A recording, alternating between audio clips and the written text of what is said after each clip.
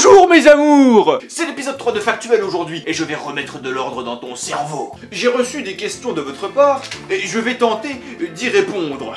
Ça va pas être facile, vu que vos questions, c'est un peu de la merde. Bon, on a dit qu'il ne fallait pas critiquer les abonnés, alors je vais m'atteler à répondre à vos requêtes qui sont, ma foi, très intéressantes.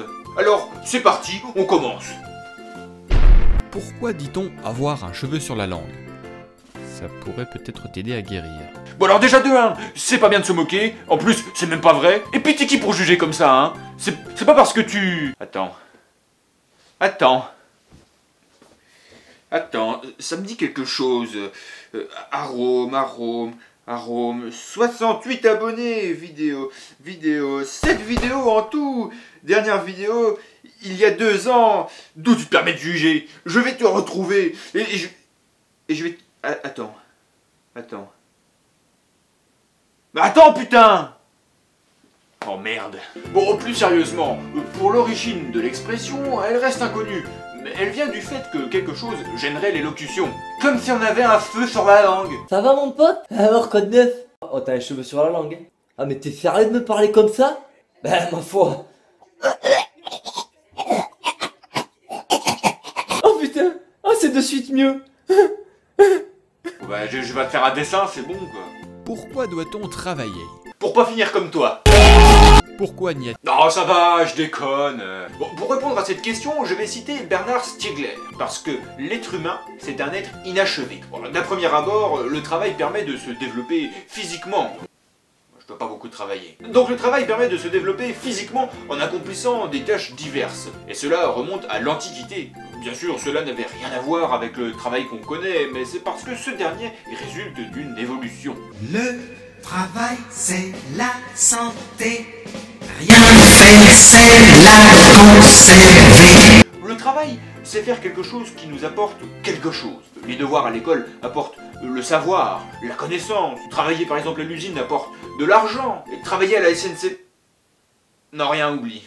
Pour finir, le travail, c'est l'identification sociale. En gros, c'est la reconnaissance par les autres. On existe donc en quelque sorte grâce à notre travail. Ah mais alors ça veut dire que... Oh non! Non! Pourquoi? C'est pas possible!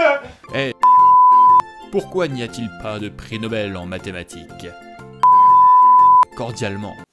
Non voilà. Bravo. Je sais pas quoi dire.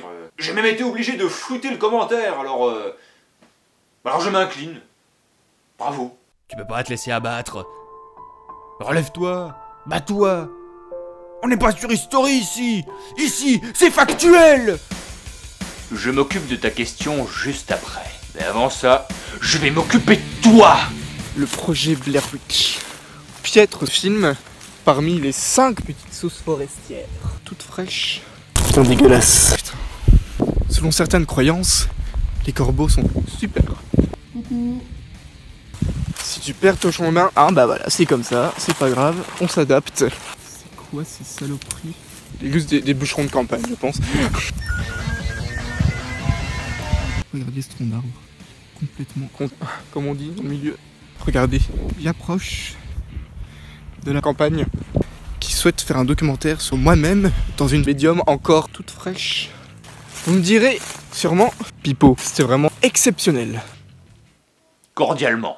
Bon alors, cette question... Ah oui, voilà, c'est en 1867 que Alfred Nobel, un chimiste suédois, invente la dynamite qui participe à la création de sa colossale fortune. Mais très vite, il est perçu par la presse comme une sorte de marchand de la mort, comme un homme qui a trouvé le moyen de tuer beaucoup de monde sans effort. Et c'est un peu vrai quand même. C'est pas trop top comme image de soi.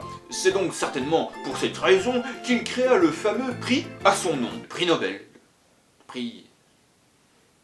C'est lui qui l'a fait, donc...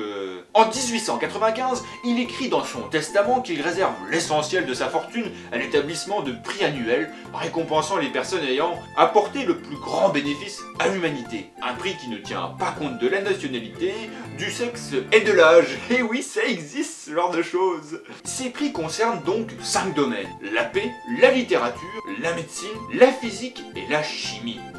Mais alors pourquoi pas les maths? La rumeur la plus répandue est que la femme d'Alfred Nobel l'aurait trompé avec un mathématicien, un certain Gösta Mittag Leffler.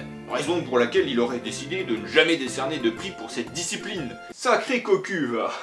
Bon, cela reste une rumeur, et de plus, elle est totalement infondée. Oui, je sais que vous aimez bien les histoires de fesses, mais désolé, c'est pas toujours que ça dans la vie. Il semblerait plus vraisemblable que les deux hommes se soient juste totalement détestés. Nobel aurait donc voulu que Mittag Leffler ne reçoive jamais son prix. Bon, eh bien, je crois qu'on a fait le tour.